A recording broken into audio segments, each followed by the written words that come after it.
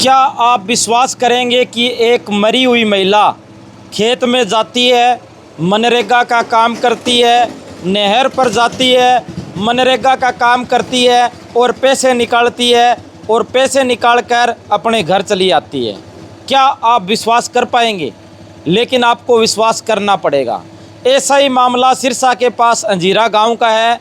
यहाँ पर एक महिला की मौत है सन 2017 में हो जाती है, लेकिन मनरेगा में 2023 तक उसकी हाजिरी लगती है।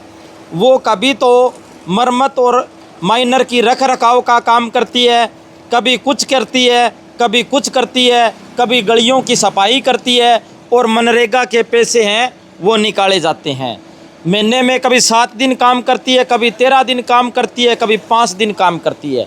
मैं नहीं बोल रहा, कागज़ बोल रहे हैं। ये देखो भाई, ये कागज़ बोल रहे हैं कि इतने दिन इस महिला ने काम किया और इस महिला की मौत है वो 2017 में हो जाती है, लेकिन कागज़ों में वो मनरेगा में जाती है, काम करती है और पैसे निकाले जाते हैं।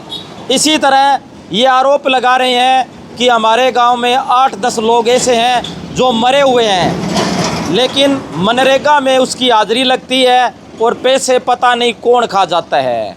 जानते हैं पूरी कहानी क्या है, पूरा मामला क्या है। नमस्कार जी, क्या नाम है? नमस्कार, मेरा नाम हनुमान सिंह है जी। गांव अंजीरा से हूँ मैं। मेरा भाई जी 2017 में पहले महीने की 30 तारीख को चला था जी। उसकी हाजिरी लगा रखी है जी 31/12/17 में और 14/1/18 में। और मैंने RTI मांगी जी 27/6/24 को। मेरे को हाजिरी रजिस्टर नहीं दे रहे।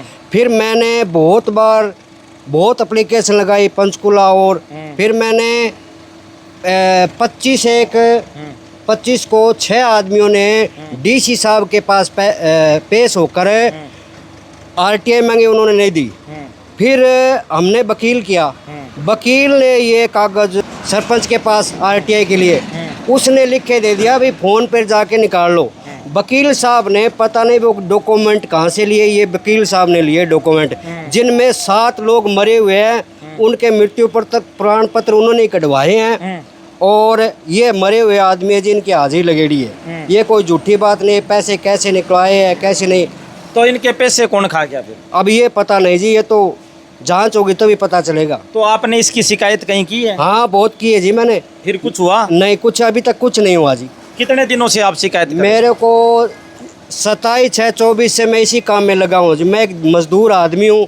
एक बात आओ, ये जो मनरेगा के जो लोग हैं, आपने सरपंच से या किसी से पूछने की कोशिश की, ये इनकी हाजिरी लगा रहे हो, इनके पैसे कहाँ जा रहे हैं? वो मेरे को ही धमकाते हैं जी। क्या बोलते हैं? बस बोलते हैं कि कभी सिम का आरोप लगा देते हैं।